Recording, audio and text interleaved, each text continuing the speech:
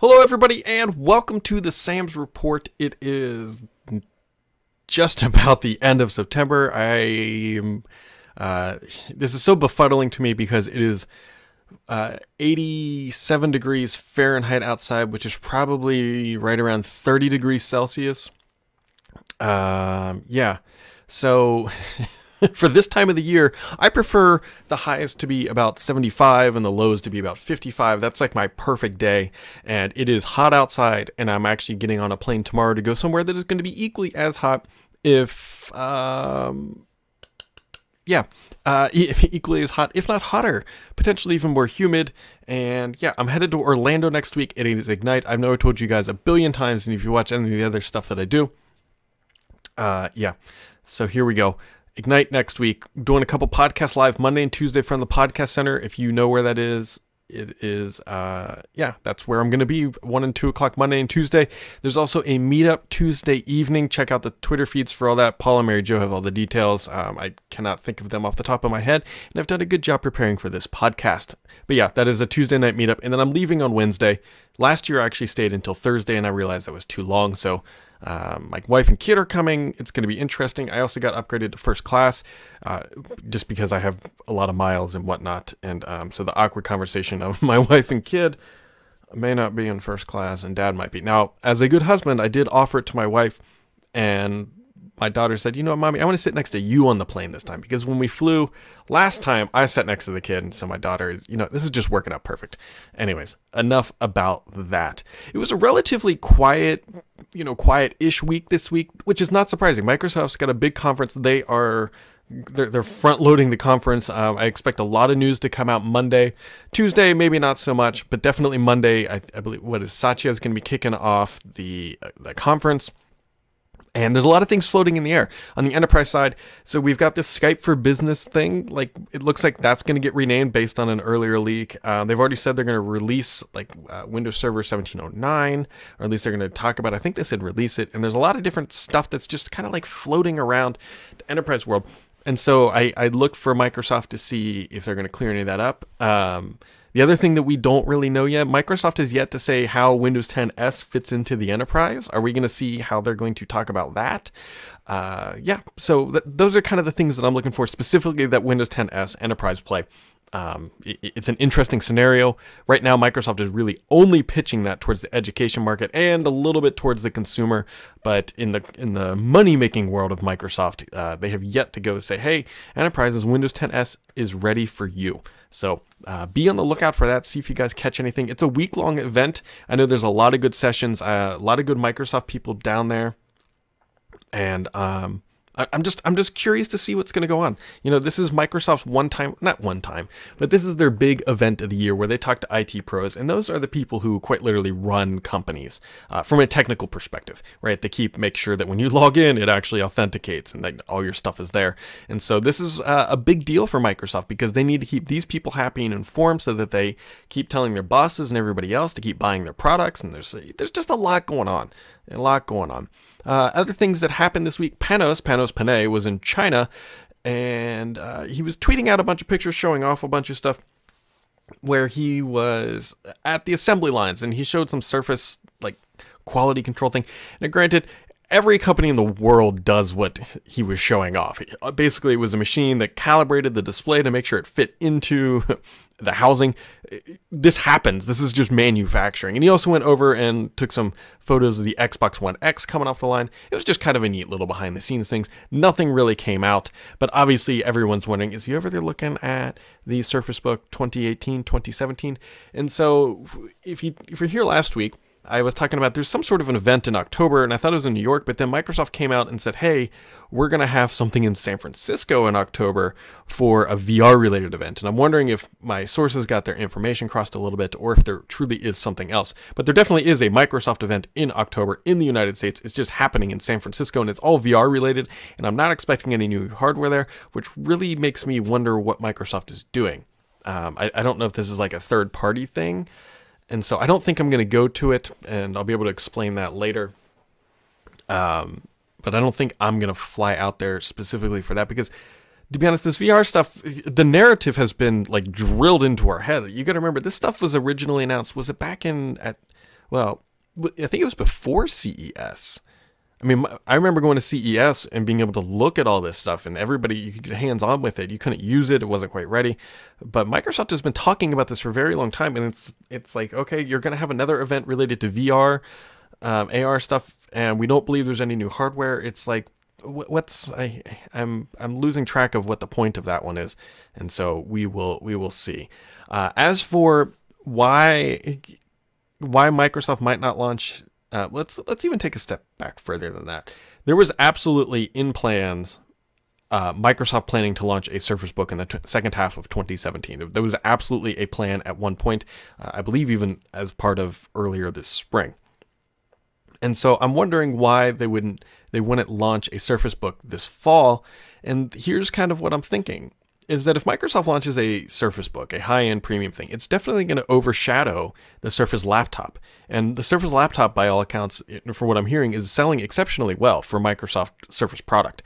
And so if they come out with a new hero product, it's going to make the Surface Laptop it's going to make the Surface Laptop look, I don't know, not dated, I think is a bad way to describe it, but it's no longer going to be the cool kid on the block for Microsoft hardware. It's going to be the Surface Book. And I wonder if they don't want to screw that up for the holiday season.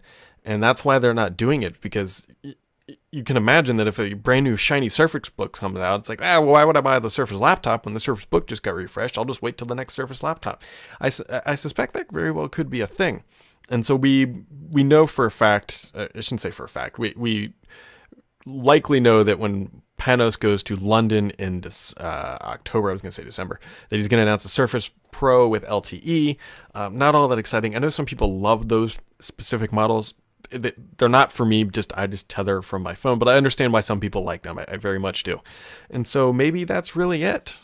We'll see. We'll see what Microsoft has up their sleeve and what they're doing, but October's looking a little muddy at this point, and I think I'll get some more information on this later. So at this point, to be continued on that little front. And so, yeah, other Surface things, Microsoft belatedly released Surface Pro 4 firmware update documentation. I don't know why they do this. This is really annoying. They push out an update, and then they do the release notes like well after people have already started installing this. Come on, Microsoft, like, it really can't be that hard. It really can't be that hard to just push the software update and push the notes at the same time. Like, this isn't rocket surgery for everything. So you can go check that out. I think at this point recommend installing it. I've installed it on my Surfaces, and yeah, I have no issues with anything about that. Microsoft also spun up another near final build of Windows 10. We are like in the final stretches here of RTM. And so one of the things that has changed is that Microsoft is now calling the Windows Store the Microsoft Store. And so I don't know if this is just like another test. Remember, they tried this thing with photos where they were just a branding thing. But the fact that it has a new icon to me suggests that this is actually going to be a change. I don't know why it took so long to materialize or into the build cycle. But hey, it's a minor little update.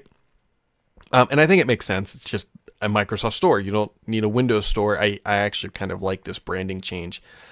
It's nothing other than cosmetic from my understanding, and there you go. And speaking of Microsoft stores, hey, London folks, we've been talking about this one for years, quite literally years, Microsoft wanting to open one up, and I believe it's on Regent Street in the UK. Microsoft is going to bring a new flagship store abroad. This is a big deal if you're in Europe, because realistically, you don't have any options for visiting a Microsoft store unless you come to North America. And so here you go. They were finally doing that. The question will be, is this the start of many UK stores? Or is this just going to be like, you know what, we're just going to plant our flag. We're going to have one big showcase store and then that be it. I mean, it would be nice if they at least did something like London and Paris and Munich and just got the capitals out of the way so at least people could have options. I don't have great insight into the financials of the retail sector for Microsoft. I would absolutely love to know if those stores are profitable, how many people are going through what they call foot rate through the door, how long people are spending there, average spend per store. I would love to know all those things, but I honestly just can't imagine that they're super profitable. But that is a strategy they're going down. I do think it is warranted, even if it is a lost leader, to make sure that Microsoft at least stays in the mind share of consumers. There's a lot of questions about Microsoft kind of retreating out of that mind share. And so by having physical retail stores is a great strategy, even though it might be quite expensive. So yeah, other things Microsoft did, they launched their Minecraft that brings crossplay. So you can basically play Minecraft with anybody anywhere, unless you're probably on a PlayStation. I don't know why Sony, actually I do have a suggestion why Sony might not be, because they're afraid of losing people to other platforms. For Microsoft, if you play a video game on your Windows 10 PC or an Xbox One, they don't really care as long as you're using a Windows product. For Sony, they certainly care if you're playing on another platform because they're not making any money from it. And so maybe that's why they're being kind of jerks about it. Or more specifically, it could be because they are the class leader. Like, they've got the most console sales. Rough estimates are that they're selling twice as many PlayStation 4s or PlayStations as Xboxes. We'll see if that shifts with the Xbox One X coming out. But if you've got the massive lead, why bow to a competitor's pressure when you are the market leader? So you've got that going on for them. And last week, I talked about Microsoft testing Bing for Business. This is another thing I'll be curious to see if we hear about next week. So Bing for Business is, I've gotten a little bit more information, a little scoop, thanks to some happy little birds that told me something. It's not nearly as exciting as it sounds. It's basically allowing you to use Bing to search internal websites. So imagine you have a payroll portal inside your company and your company has set up Bing for Business. Basically what it allows you to do is you go in and type payroll, and in its own little section in Bing, as long as you're on a company device, that is, it will show up in the search results. It basically just makes life a little bit easier. And for everybody who's gotten robocalls, I am now getting a robocall from a local area code. This is the most annoying thing ever. So we've got that going on, robocalls and Bing for Business. Hopefully that didn't come across. One other thing I do want to talk about here is Google had another, I shouldn't say another, Google's October event leaked in full, much like Apple's did. And so let's just kind of dive in here real quick. And so what we've got is a Google Pixel Book. And so I think I've got an image set up here. So this is the Pixel Book from Google. And basically this is a high-end device that's running Chrome. It's a Chromebook. What am I talking about? It's a Chromebook. It's a super expensive Chromebook. I believe it starts at about $1,200, $11.99, 128 gigs of storage, which is a lot for a Chromebook. And so this is expensive. There's no doubt about it. If I was going to draw a parallel to this thing, this is the Surface laptop. This is a Surface brand. This is a hero type product for the line. Do I think it's going to sell in any massive volume? Absolutely not. Do I think it's going to be it's going to be the hero of the segment? That's all there is to it. Everybody else is building these super cheap, super low-end Chromebooks, and Google's like, hey, you know what? We need an aspirational device. It's very similar to the Surface laptop with Windows 10s. I get why they're doing this. It's expensive for what it is, because we all know the limited capabilities of Chrome OS. I'm not saying that Chrome OS is bad. It's just not... I struggle when you can't run offline applications with it in any serious capacity. But there you go. That's coming out. Also the Pixel 2, which is coming across as well. Very boring looking. I mean, it looks like a Pixel if that's what Google's trying to do. We'll say what the specs are. The fact that it doesn't have dual cameras is a little interesting. The middle one is blue, but to me it looks like... it's a bad shade of blue in my personal opinion. I should qualify that. I need to see it in person, but it reminds me of like cement. It looks like a penitentiary or a jail for those people who live abroad. But anyways, these devices are coming, and there's also going to be, what else is there going to be? There's going to be a little Echo Dot competitor for Google Home, and then they're going to update their Daydream stuff. So that event is October 4th, and we will wait and see if anything else is really coming. But yeah, so that's Google stuff. There's a bunch of questions this week. Going to dive right into these. Let me refresh the page. And for those who always question where it is, it's at thurrott.com/forums, and you can find it. It's under the Sam's Report header, and it says questions for 922. That's the same format every week. All right, let's just dive in here. Riot says, is Microsoft getting out of hand with installing UWP games automatically? We sell the Lenovo ThinkPad range PC laptops at work, which came with a clean Windows Signature PC image. As the machine I set up today, there were 6 different UWP games that needed to be uninstalled. They didn't come pre-installed. If you open the store after login, you can see them downloading. Yeah, so this is Microsoft shoehorning apps into the start menu into Windows 10. couple reasons why they do this. One, they make money from it. Companies, I'm almost positive, pay them for that automatic download. Two, it actually gets these companies to build UWP apps. So it's kind of like a win-win for Microsoft. They look at it as a minor annoyance. Getting out of hand, this is just par for the course for Microsoft now. They're looking at ways of fully monetizing Windows 10. I don't think we're going to start seeing like true ads like pop up, like click here to see this one simple trick will lose all your belly fat. But this is Microsoft. If we start seeing it more aggressively, it's a very slippery slope. The thing is, like, this has become normal now. And so now that you're used to it, they're going to start to see how far can we push this? Can we start pinning things to the taskbar? Can we put them elsewhere? Can we do it through Cortana? Which, another interesting thing I learned about Cortana and monthly active users, if you accidentally open it and you close it real quick, you are still considered a monthly active user. So there you go. Tourniquet asks, he says, where is Minecraft for HoloLens? Microsoft showcased some great Minecraft things for HoloLens, but there's what all there is right now is a normal Minecraft Windows version for HoloLens. That's a great question because I've actually used Minecraft for HoloLens 2 years ago. Actually, that was one of the I think that was one of the original demos of HoloLens. Was you got to dig and all that stuff and blast through walls, and it was amazing. To be honest, I don't exactly know, and that is a fantastic question that I need to follow up on. Raph would probably actually have a pretty good idea on this, but I have not heard anything. Maybe it's just because HoloLens is not in the hand of really any consumer at any point right now. I mean, there's some people who bought the enthusiast stuff, but yeah. Another random tip just came through and says that looks like next week is going to be sign off for RTM. Take that with a grain of salt, but Windows 10 looks like it's going to be signed off next week would be the ideal time. And knowing that it's supposed to come out, what, 10/17? That sounds actually about right on schedule because that gives them about 2.5, 3 weeks, give or take, to make sure that happens. So, John'll maybe. With the massive Google product leaks this week that have basically made their upcoming event in October pointless, as well as Apple product leaks for their most recent iPhone event, could you or Paul discuss if you've ever been on the receiving end of that type of leak, and more importantly, whatever happened to the person who leaked the information to you? Were they fired, blah, blah, blah? Yeah, all the time. So my kind of real big leaks got started when the first time. I mean, I've pissed Microsoft off a lot over the years, more so recently than when I got started. But like my first absolutely major, colossal big leak was the Surface RT2. I had everything. I had quite literally everything.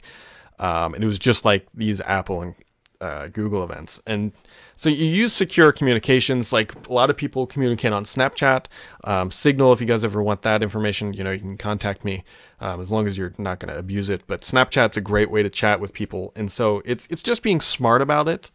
And so leaks are very interesting. A lot of people leak things and don't realize it. They'll just like next week, guys, Ignite. I have like 7 or 8 meetings with different Microsoft and people's high level. And these guys will tell me all sorts of stuff that I'm not supposed to know accidentally because they won't know. And because you got to remember, for a Microsoft exec, like this event where they announce stuff, they've been working on this stuff for like months, if not years. And so they're like so far down the stream of what they're actually working on that like, oh, we're actually launching that now? Great. But I mean, they've been working on it for so long. And it's real easy to get them to talk about things that they haven't launched if you know how to ask the right questions. Sometimes this is why I'm not allowed in a room without a PR person, because they're very good at smacking me when I ask these questions because they know what to listen for.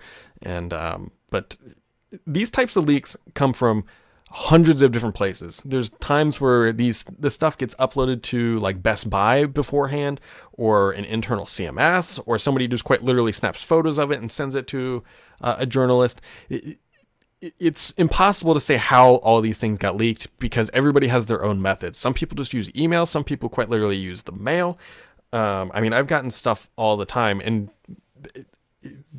do these people get fired? I hope not. I mean, obviously, we the reader get a lot of benefit from leaks. But obviously, at the same time, they know what they're doing when they share this stuff. And why people share it before events, that's all of it. Some people quite literally have access to internal systems, right? Like, I don't know if hack is the right way, but if you're sloppy with deprecating old user accounts, some people get access that way. There are just tons and tons of ways these things come up. But I mean, like I posted stuff last week that came from internal sources, and it's just life, right? A lot of times people will love to reach out to help correct you. The worst thing I can do, and I'm very careful about when I write, is that I don't want to be wrong, because if you mislead somebody, and if I wrote up a thing next week that says, hey, Surface Book 2017 is coming October 13th, get hyped, and that was wrong, that's disingenuous for a lot of reasons. One, it makes me look bad. Two, because if I write something like that, it's gonna kind of go crazy. Microsoft is going to get pissed off, because then they are set up to fail, because they're not going to launch it then. And people are going to be like, oh, where is this? We know it's coming soon. And so you got to be real careful with this stuff. And that's why Paul and I are very cautious about just reporting blindly what we read, because if we write it, people will trust us, and then they'll be disappointed. And to me, disappointing somebody is like, I honestly feel bad if I write something wrong. And one of the most recent times that I can think about that is the Surface Mini, right? Everybody had information about this. I had seen it at that point, or not long after. Like everybody knew it was real. Like Bloomberg was writing it, I was writing it, Mary Jo was writing it, Paul was writing it. Like everybody had their information on this stuff, and then it didn't show up, and we're like, everybody's like, oh, you guys got hosed. But then as we all know today, it was absolutely real. But that's kind of the things we try to avoid as best we can, because there's a lot of products inside of Microsoft that get built that don't get released, such as the Band 3. Another one is one of those things. So.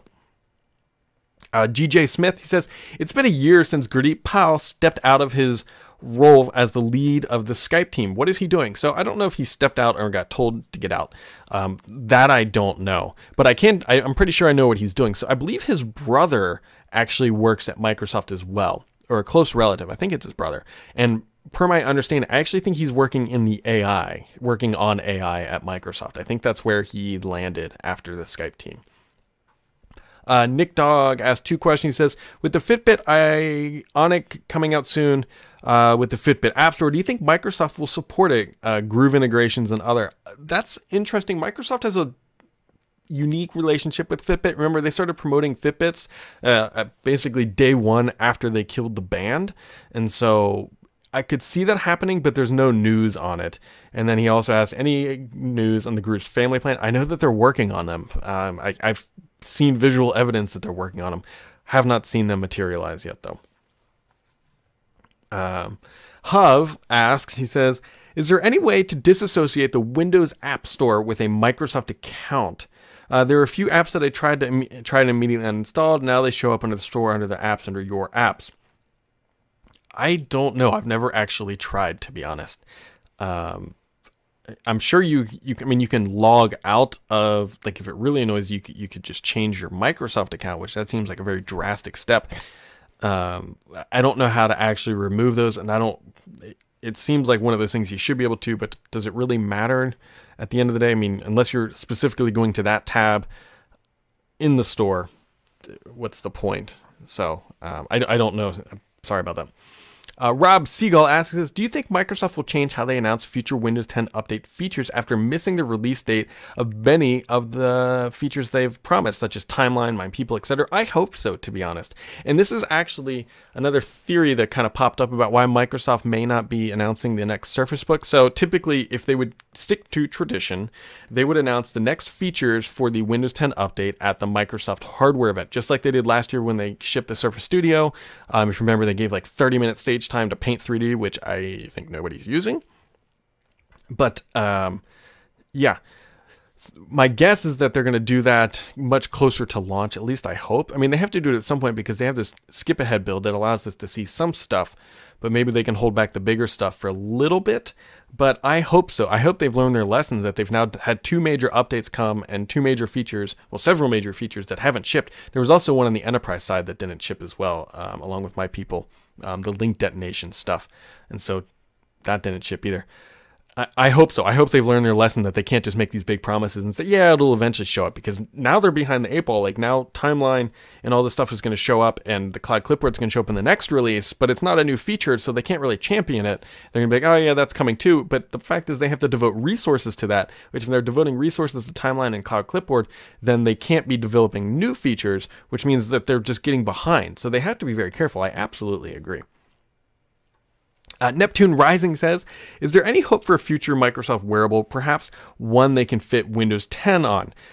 I would be very cautious about getting your hopes up for another band. I know that team has been, for lack of a better term, disbanded, so the band team is not there anymore.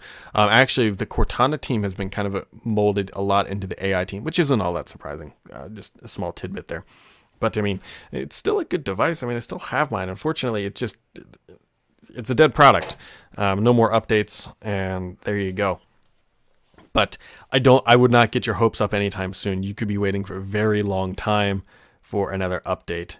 And then he asks, do you think they saw the promise in their health efforts but decided to re-enter when they could fix those issues? Possibly. The health wearable market isn't as competitive or strong as, say, the smartphone market. And you have Apple Watches, you have Fitbit, but a lot of other companies like Jawbone and other companies are struggling here because there's not a lot to... It's hard to keep selling these things, right? You buy one wearable and it lasts many years. Like the Apple Watch I'm wearing is going to be 3 years old in the spring. Like I don't buy one every year. The new LTE one that they announced that apparently isn't doing so well, at least in the reviews, because the connectivity isn't great. You've got that going for it, but I don't know. They are still playing in the health world, but they're more focused on hospitals at this point. And so, yeah, we'll see.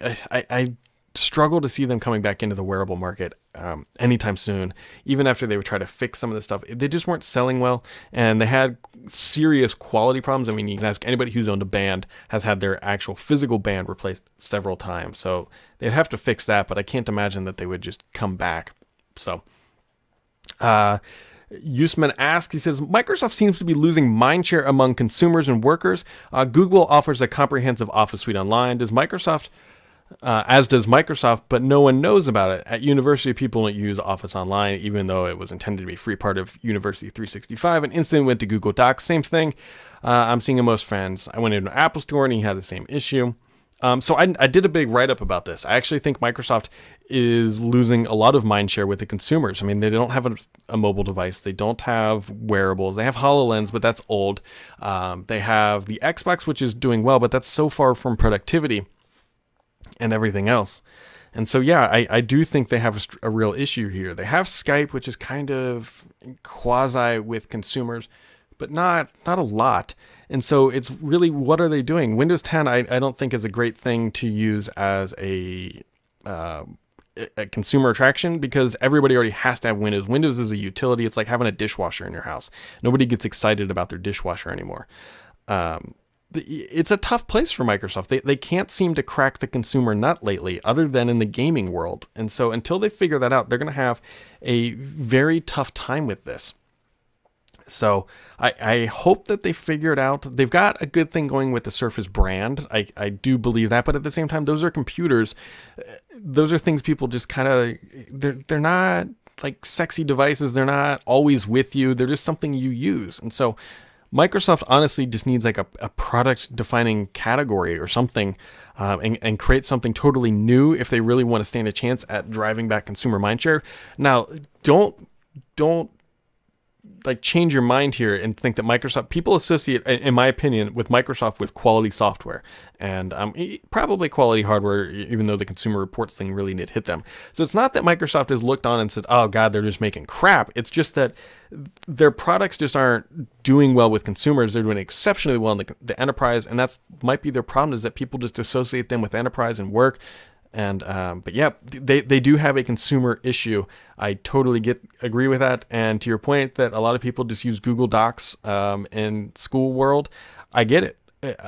I don't disagree. Microsoft was late with their Office Online, and Google Docs is just simple. It's easy, and quite frankly, most people just know that it works. It's just living in a browser. What does it matter?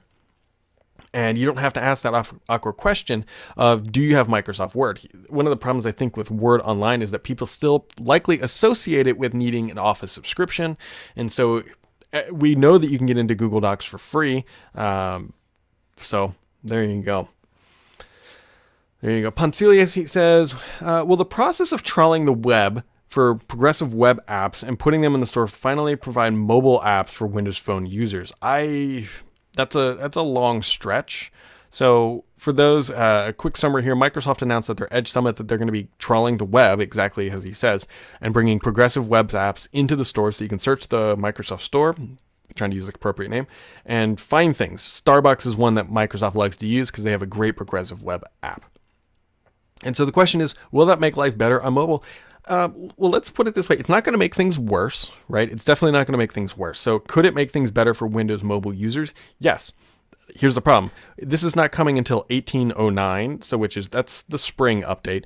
We don't know when that update's coming to mobile, right? We don't, because we believe that feature 2, which is the current branch that Microsoft is doing with Windows mobile users, is the last branch. And if that truly is, progressive web apps may not show up in the store for those users, and they may not have the infrastructure in Windows to use them on a mobile device. So that is a big question that we don't know, and we won't have the full answer to for some time.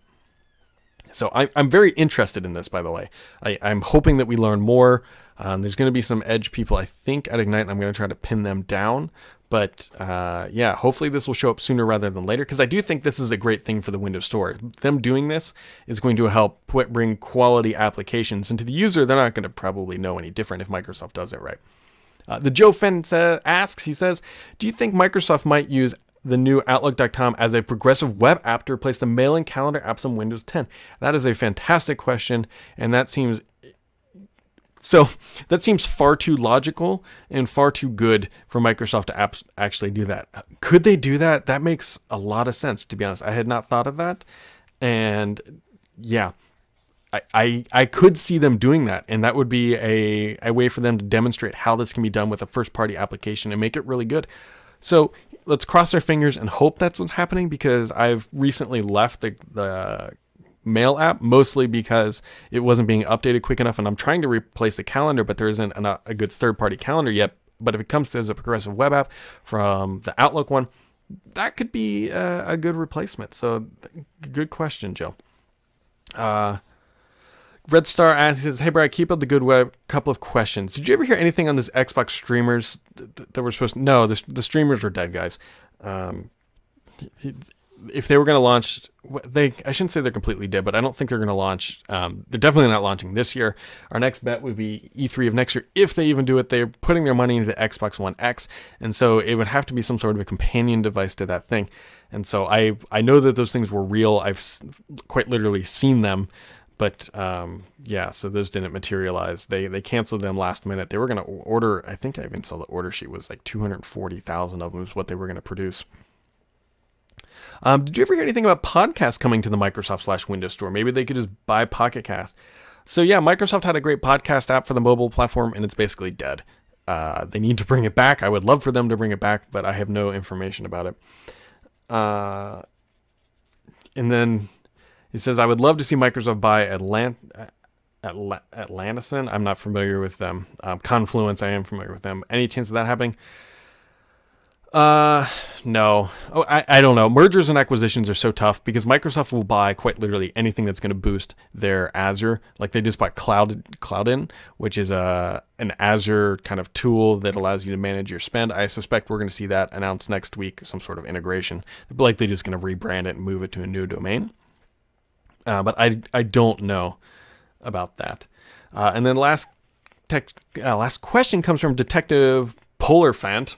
It says, what do you think Microsoft will announce in the upcoming features for Redstone 4? Last year, the event was in October, but none this year. Already announced events would make sense for Redstone 4. I don't quite know what they're going to do. Redstone 4, which is a spring release, spring releases are generally speaking, this is not the de facto, generally speaking, are smaller releases than the fall. And so the fall was supposed to be a big release with Timeline and Cloud Clipboard and Files on Demand, which is shipping. And then there's some their acrylic and updates to their visual stuff. I honestly hope that Redstone 4 is just called Redstone 4 the catch-up release, where they just kind of catch up on everything and just repackage it all up and not make a big deal out of it. And so that would be their smart thing so that they don't get behind the 8-ball anymore. So that does it for questions this week, guys. It's been, like I said, a quiet but very busy week. It's actually a lot of work to get prepared for Ignite. And so we've got a lot coming. There should be a lot of good stuff on Monday. I will definitely be at the keynote, so you can watch the Twitter streams, and we can obviously check out Thrut. And a lot of the stuff, to be honest, coming out is going to be on Petri as well, because that's kind of where this is like the big conference for Petri, and I'm meeting with a bunch of cool people, the meetups and all that stuff. And of course, traveling down with the family is going to be an interesting time. My wife and kid have never been to a work-related conference for like one of mine. I mean, my wife has gone to work conferences many times, but so it'll be interesting to see whether or not how this all plays out. And so that will be life. Yeah. So as always, guys, have yourselves a wonderful weekend. And if you're at Ignite, definitely stop by, come up and say hi. I love meeting with readers. It's my favorite thing to do because you guys are the few people that I can actually talk to all this stuff about, and you like it. My wife just looks at me and rolls her eyes. And so you guys are the champions that allow me to talk about this stuff because it's fun. I love it. Absolutely love it. So with that, guys, have yourselves a wonderful weekend. And if you have safe travels to Ignite, if not, I will catch you right back here next week on the Sam's Report.